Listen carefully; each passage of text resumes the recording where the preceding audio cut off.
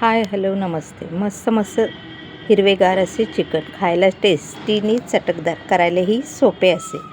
पहिल्या टप्प्यात चिकन तेल मीठ हळद टाकून शिजवून घ्यायचे आहे. दुसऱ्या टप्प्यात थोडंसं पालकनी मिरची उकळून गार करून त्याची पेस्ट करून घ्यावी.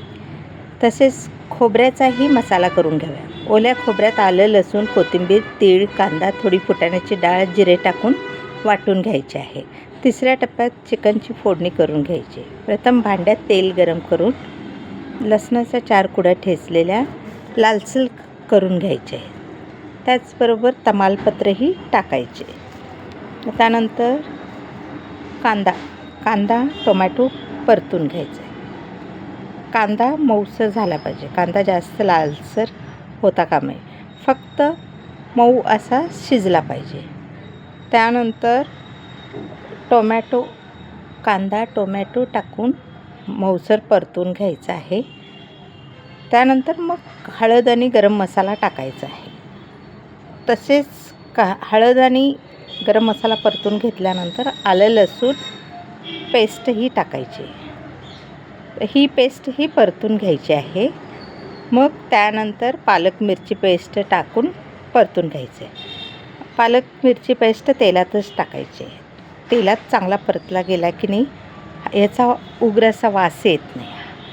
हा ग्रीन मसाला चांगला परतला गेला की त्यात थोडंसं तीळ टाकायचं. तीळ टाकूनही परतून घ्यायचं. त्यानंतर खोबऱ्याचं वाटण आणि लिंबू रस टाकून घ्यायचं आहे. मी एक ग्रेव्ही होण्यासाठी 1 वाटीभर असा खोबऱ्याचा मसाला टाकला आहे. हा तेल सुटेस्तोपर्यंत परतून घेतलेला आहे. कडेने तेल सुटू लागल्यावर मग त्यानंतरच मी चिकन टाकलेलं आहे.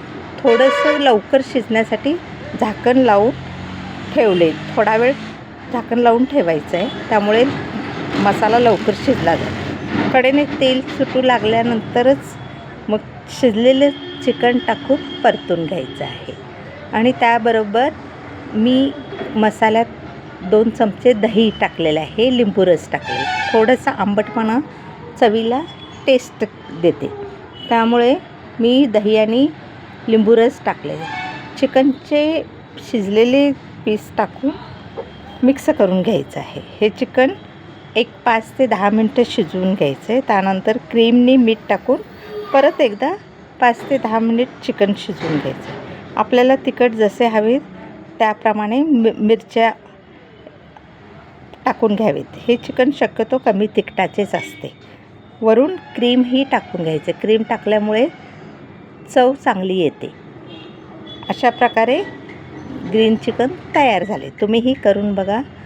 कमेंट करा, लाईक करा, सबस्क्राईब करा. धन्यवाद.